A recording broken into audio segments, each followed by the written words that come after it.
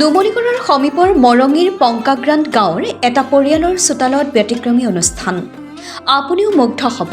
ব্যতিক্ৰমী অনুষ্ঠান সময়ৰ শিলালিপিত জীৱনৰ গান, ঘড়ীৰ কাঁটাত ঘূৰে শতিকাৰ অভিমান। সময়ৰ শিলালিপিত জীৱনৰ গান, ঘড়ীৰ কাঁটাত ঘূৰে শতিকাৰ অভিমান শীৰ্ষক পংক্তিৰে যুৱ নেতা তথা সমাজকৰ্মী প্ৰিয়মদীপ কাকতি নামৰ উদ্যোগী যুৱকজনৰ নিজা বাসগৃহৰ চোতালতে অসমীয়া কৃষ্টি সংস্কৃতিৰ সমলেৰে ভৰপূৰ সজাল কুটিৰ নামৰ অনুষ্ঠানটোৰ নামেৰে আয়োজন কৰে এক বৰ্ণাঢ্য বাৰে ৰহণীয়া সাংস্কৃতিক অনুষ্ঠানৰ।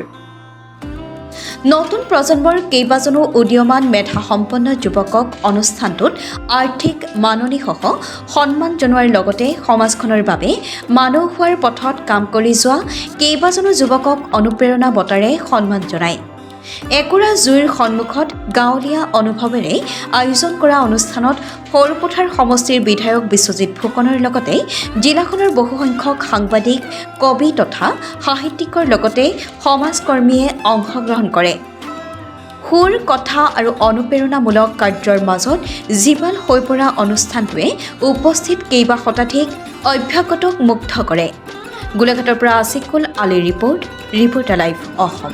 সজাল কুটিৰত আজি নিজৰ চোতালখনত এক বিশেষ পৰিৱেশৰ সূচনা হ'ল।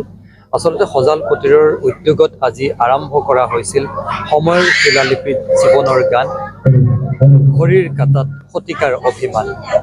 এনে এক শীৰ্ষক শিৰোনামেৰে আজিৰ এক উমাল সন্ধ্যা এটা আমি ইয়াক অনুষ্ঠিত কৰিছিলোঁ, যি অনুষ্ঠানত আচলতে লোকসংগীতৰ সমাহাৰ আৰু বিভিন্ন সুৰ সমলয়ৰ জৰিয়তে আমি আচলতে সকলোৱে এই যান্ত্ৰিকতাৰ পৃথিৱীখনত আমি অকণমান সুৰ, গীত, অনুৰাগ, মানুহৰ অনুভূতিৰ মাজেদি অকণমান সময় আমি অতিবাহিত কৰাৰ যত্ন কৰিছিলোঁ।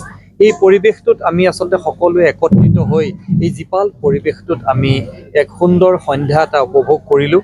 আৰু এই অনুষ্ঠানটোতে আচলতে বিগত বৰ্ষসমূহৰ দৰেই এইবাৰো আমি সজাল কুটিৰৰ পৰিয়ালৰ তৰফৰ পৰা আমাৰ অসমৰ বিভিন্ন প্ৰান্তৰ মেধা আৰু সাহিত্য সংস্কৃতিৰ পথাৰখনত উজলি উঠা একাংশ প্ৰতিভাধৰক আমি ইয়াতে আমাৰ পিতৃ প্ৰয়াত বীৰেন কাকতি আৰু মাতৃ নীৰ কাকতিৰ সোঁৱৰণত আমি অনুপ্ৰেৰণা বঁটা প্ৰদান কৰিলোঁ। আৰু জুইৰ জীপাল পৰিৱেশত আমি সকলোৱে বিলীন হৈ পৰিলোঁ। আজিৰ পৰিৱেশ আমি স্থানীয়সকলক এতিয়া আহি পাইছোঁ, আমি সকলোৱে ধন্যবাদ জ্ঞাপন কৰিলোঁ। ইয়াৰ পিছতে আমি কৃপা আৰু আৱেগৰ সৈতে যিমানে সম্পৰ্কিত হৈ থাকিম, সিমানে আমি মানৱ জাতিক সুৰক্ষিত কৰি ৰাখিব পাৰিম। Reporter live Assam.